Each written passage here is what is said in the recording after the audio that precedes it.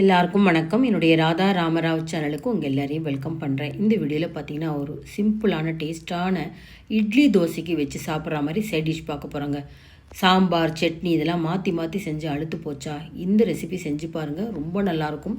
கத்திரிக்காய் உருளைக்கிழங்கு வச்சு தான் இந்த கிரேவி செய்ய போகிறோம். பொதுவாக கத்திரிக்காய் மட்டும் வச்சு செஞ்சால் அதை கொத்ஸு அப்படின்னு சொல்லுவோம் இல்லையா, அது கூட கொஞ்சம் உருளைக்கிழங்கு சேர்த்து செய்கிறதுனால நிறைய காணும். அது மட்டும் இல்லாமல் காத்தால் செஞ்ச இந்த கொத்ஸு பார்த்திங்கன்னா நைட்டு வரைக்கும் நம்ம வச்சுட்டு 2 நேரம் டிஃபனுக்கு யூஸ் பண்ணலாம். வீட்டில் நிறைய பேர் இருக்காங்களா, பருப்பே போடாமல் ஒரு இட்லி தோசைக்கு சைட் டிஷ் பண்ணணும் அப்படின்னா கண்டிப்பாக அதை ட்ரை பண்ணலாங்க. இதில் வெங்காயம் பூண்டு சேர்த்துருக்கேன். வெங்காயம் பூண்டை தவிர்த்துட்டு செஞ்சாலும் இது ரொம்பவே டேஸ்ட்டாக இருக்கும். இந்த ரெசிபி எப்படி செய்யலாங்கிறத பார்க்கலாம் வாங்க. கத்திரிக்காய் உருளைக்கிழங்கு சைட் டிஷ் பண்ணுறதுக்கு ஒரு நீளமான 3 கத்திரிக்காயை சின்ன சின்ன பீஸாக கட் பண்ணி தண்ணியில் போட்டிருக்கேன். ஒரு உருளைக்கிழங்கை தோல் எடுத்துகிட்டு அதையும் கத்திரிக்காய் எப்படி நறுக்கணுமோ அதே சைஸில் நறுக்கி தண்ணியில் ஊற போட்டுக்கணும். ஏன்னா கத்திரிக்காய் இந்த உருளைக்கிழங்குலாம் உங்களுக்கு நிறம் மாறும், அதுக்காக தண்ணியில் போட்டு வச்சுக்கலாம். 4 பச்சை மிளகாய் எடுத்திருக்கேன். வரமிளகாயை விட பச்சை மிளகாய் சேர்த்துக்கிறது உடம்புக்கு நல்லது. அல்சர் இருக்கவங்க பச்சை மிளகாயை தவிர்த்துட்டு நீங்கள் மிளகாய் தூள் சேர்த்துக்கலாம்.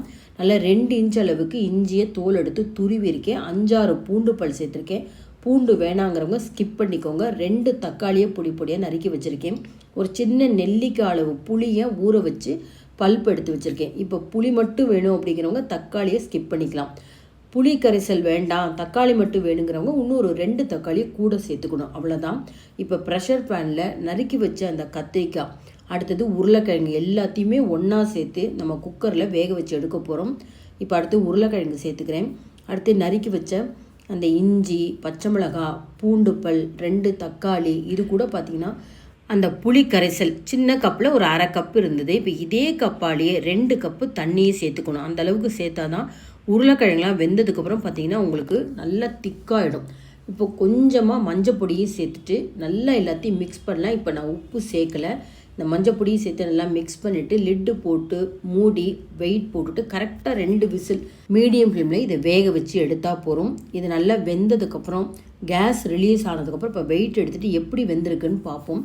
நம்ம போட்ட தண்ணி ரொம்ப கரெக்டாக இருந்ததுங்க. அதிக அளவு தண்ணி இருக்கக்கூடாது. இப்போ இந்த தண்ணியோட இது சூடாக இருக்கிறப்பே அந்த பூண்டு, கத்திரிக்காய், உருளைக்கிழங்குலாம் போட்டதே தெரியாத அளவுக்கு மத்து இல்லைன்னா மேஷர் வச்சு நல்லா மசிச்சுக்கணும். இதுக்கு பார்த்திங்கன்னா சாம்பார் பொடி தேவையில்லை. இதெல்லாம் திரும்பவும் நம்ம மிக்சியில் போட்டு அரைக்கணுன்றது கிடையாது. நல்லா கூழ் மாதிரி எடுத்து பார்த்திங்களா. இப்போ இதுக்கு ஒரு தாளிதம் கொடுக்கணும். நல்லா ஒரு 2 டேபிள் ஸ்பூன் எண்ணெய், கடலெண்ணெயும் நல்லெண்ணெயும் சேர்த்துக்கலாம். 1 டீஸ்பூன் கடுகு, ஜீரகம், உளுத்தம்பருப்பு, கடலைப்பருப்பு தாளிதம்லாம் போட்டால் இது ரொம்பவே நல்லாயிருக்கும். இப்போ இந்த மாதிரி தாளிதம் போட்டுட்டு அடுத்தது ஒரு 2-3 வரமிளகாய் சேர்த்துக்கிறேன். பார்க்குறதுக்கு நல்லாயிருக்கும். ஜீரகமும் சேர்த்தாச்சு, வரமிளகாய் சேர்த்தாச்சு. பெருங்காயம் தாளிக்கலை, ஏன்னா நான் இதில் வெங்காயம் சேர்க்க போகிறேன். வெங்காயம் சேர்க்காமல் பூண்டு சேர்க்காமல் செஞ்சிங்கன்னா கண்டிப்பாக பெருங்காயத்தூள் 1/2 டீஸ்பூன் சேர்த்துக்கோங்க. கருவேப்பிலையை பொடியாக நான் நறுக்கிட்டேங்க. இந்த மாதிரி நம்ம நறுக்கி சேர்க்குறப்ப தூக்கி எறிய மாட்டாங்க. வெங்காயம் சேர்த்து நல்லா டிரான்ஸ்பரண்ட்டாக நிறம் மாறணுன்னே இந்த மசிச்சு வச்சுருக்கிற இந்த கத்திரிக்காய் உருளைக்கிழங்கு சேர்த்துட்டு நல்லா மிக்ஸ் பண்ணலாம். அந்த பேனில் ரொம்ப கொஞ்சமாக தண்ணி சேர்த்துருக்கேன். அதிக அளவு தண்ணி சேர்த்தா நம்ம பரிமாறுறப்ப அந்த பிரிஞ்சு தண்ணி தனியாகவும் இந்த கிரேவி தனியாகவும் இருக்கும். சேர்ந்துட்ட மாதிரி இருக்கணும் அப்படின்னா சரியான அளவு தண்ணி சேர்க்கணும். இப்போ கடைசியாக இதுக்கு பார்த்திங்கன்னா 3/4 டீஸ்பூன் நான் தூளுப்பு சேர்க்குறேன். கல்லுப்பாக இருந்தால் தாராளமாக 1 டீஸ்பூன் சேர்த்திங்கன்னா ரொம்ப சரியாக இருக்கும். நான் கல்லுப்பே பொடி பண்ணி வச்சுருந்தேன், அதை 3/4 டீஸ்பூன் சேர்த்து நல்லா மிக்ஸ் பண்ணியாச்சு.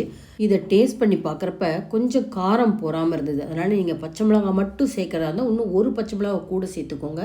நான் இப்போ ஒரு 1/2 டீஸ்பூன் காஷ்மீரி சில்லி பவுடர் சேர்க்குறேன். கலர் இருக்கும், காரம் இருக்காது.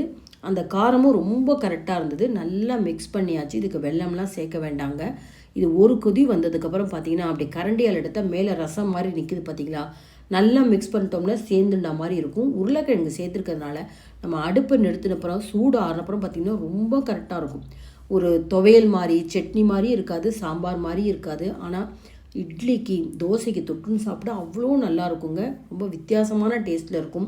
அடுப்பை நிறுத்திட்டு நிறைய கொத்தமல்லி தூவிடலாம். இன்றைக்கி நான் இட்லிக்கு தான் இதை சைட் டிஷ்ஷாக வச்சு காமிக்க போகிறேன். இட்லி எப்போதுமே நம்ம நல்ல டேஸ்ட்டான சைட் டிஷ் பண்ணிவிட்டு இட்லி தோசைலாம் நல்லா இல்லைன்னு வச்சுக்கோங்களேன், அந்த சைட் டிஷ்ஷை செஞ்சும் நமக்கு பிரயோஜனம் இல்லை. சாஃப்டான நல்ல துணியில் வேக வச்சு எடுத்த பஞ்சு போல் இட்லிங்க. இந்த மாதிரி இட்லியெல்லாம் எப்படி நம்ம மாவரைச்சி செய்யலாம் அப்படிங்கிறத ஆல்ரெடி வீடியோ போட்டிருக்கேன். நீங்கள் டிஸ்கிரிப்ஷன் பாக்ஸில் போய் பாருங்கள், அதோடைய லிங்க்கு தரேன்.